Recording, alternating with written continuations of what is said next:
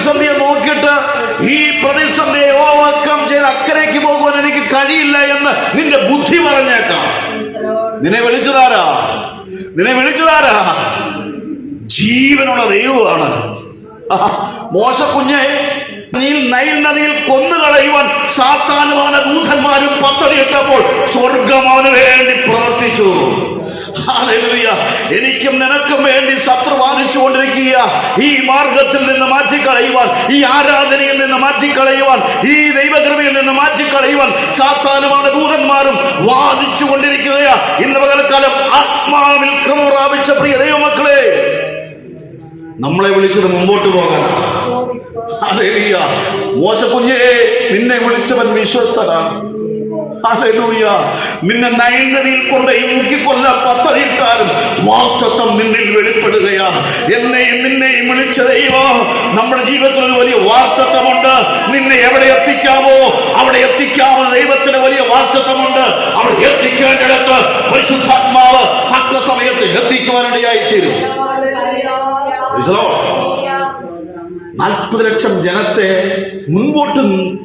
മുൻപോട്ട് നയിച്ചുകൊണ്ടിരിക്കുന്ന മോശയുടെ മധ്യത്തിൽ ഇസ്രായേൽ മക്കൾ പറയുക, ഞങ്ങൾ പുറകോട്ട് പോകണം, ഞങ്ങൾ പുറകോട്ട് പോകണം.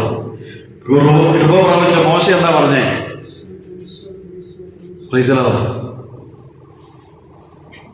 ഉറച്ച്, നിങ്ങളത് പറഞ്ഞു, അതൊക്കെ നിങ്ങൾക്ക് അറിയാവുന്ന വാക്യങ്ങളാണ്.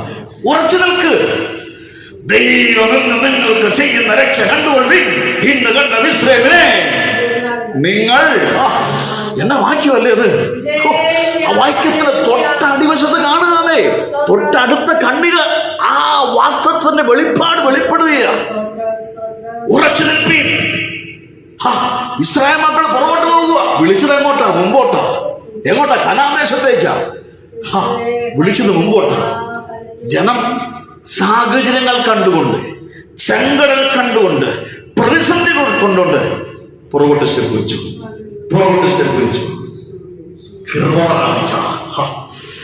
കഴിഞ്ഞ നാളുകൾ ദൈവം നടത്തിയ വിധങ്ങളെ ഓർത്ത് അനുഭവിച്ചറിഞ്ഞ എന്റെ ദൈവം വലിയവനെന്ന് അനുഭവിച്ചറിഞ്ഞ കൃപ പ്രാപിച്ച മോശ പറയുക, പുറകോട്ടല്ല പോകാനല്ല നമ്മെ വിളിച്ചത് മുമ്പോട്ട് പോകാനാണ് നമ്മെ വിളിച്ചത്. ഇന്ന് കണ്ട മിസ്രയീമിനെ നീ ഒരു നാളും കാണത്തില്ല.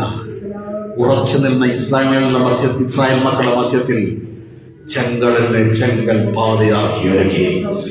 വിശ്വാസം വിളിച്ചവൻ വിശ്വസനാകട്ടോ. അവൻ വഴിയിലിട്ടിട്ട് പോകുന്ന ദൈവമല്ല.